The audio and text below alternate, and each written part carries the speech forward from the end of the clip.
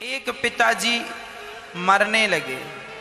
उन्होंने अपनी वसीयत में लिखा कि मेरी संपत्ति का आधा हिस्सा बड़े बेटे को मिले, संपत्ति का चौथा हिस्सा छोटे बेटे को मिले और संपत्ति का 5वां हिस्सा बेटी को मिले।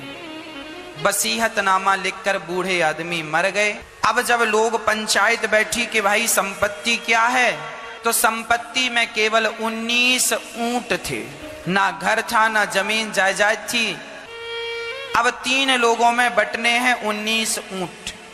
संपत्ति का आधा हिस्सा बड़े बेटे को, तो 19 का आधा। अब पैसा होए तो आधा कर लें, ऊंट को कैसे आधा करें? अब बंटवारा रुक गया। अब संपत्ति का आधा, अब किसी ने कहा एक काम करो, एक ऊंट बेच दो तो 18 रह जाएंगे, तो 18 का आधा हो जाएगा, 9 दूनी 18। एक बेच दो, उसका पैसा तुम तीनों बांट लेना। पंचायत ने बोला।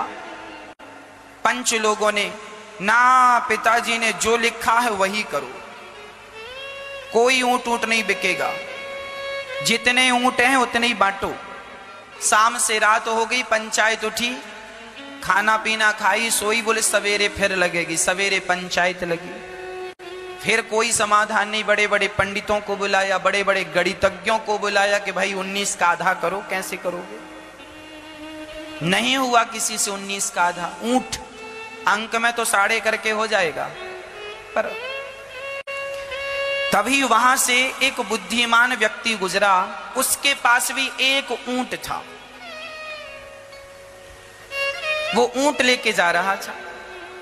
वह ऊंट लेकर चला तो देखा पंचायत लगी। पूछा भैया क्या हो रहा है? बोले बंटवारा हो रहा है, परंतु बंटवारा ठीक ठीक हो नहीं पा रहा है, क्योंकि 19 ऊंट हैं और लेने वाले 3 हैं। वसीयतनामा में लिखा है कि आधा हिस्सा बड़े बेटे को, चौथाई हिस्सा छोटे बेटे को और संपत्ति का 5वां हिस्सा बेटी को चाहिए। अब उस व्यक्ति ने कहा मरने वाले का नाम क्या? उस व्यक्ति ने जिसका एक ऊंट वो लेकर जा रहा था, उसने पूछा। उनने कहा फलाने का नाम मान सिंह था। अरे ये मान सिंह तो हमारे दोस्त थे, क्या मर गए? हाँ मर गए, उनके बच्चों का बंटवारा नहीं हो रहा। उन्होंने कहा लाओ हम बंटवारा कर देते हैं। उन्होंने कहा सुनो 19 है ना, एक काम करो, ये हमारा वाला जो ऊंट है ये भी इसी में मिला लो और मिलाकर बंटवारा करो। वो हमारे दोस्त हैं, हमने भी अपना ऊंट दिया, लो। अब 19 थे, अब हो गए 20, एक और मिला दिया, कितने हो गए?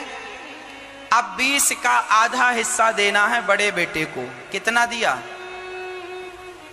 बोलो 10। संपत्ति का चौथाई, 20 का चौथा कितना हुआ? 20 का चौथाई भाग 5 छोटे बेटे को। संपत्ति का 5वां हिस्सा बेटी को 4, 4 पंचे 20। संपत्ति का 5वां हिस्सा किसको मिला? बेटी को। बेटी के खाते में 4 ऊंट आए, छोटे बेटे के खाते में 5 ऊंट आए और बड़े बेटे के खाते में 10 ऊंट आए। अब बताओ बचा कितना? एक बचा। उसने कहा चल मेरा वाला मुझे वापस कर। उसने अपना लिया और चला गया, बंटवारा हो गया।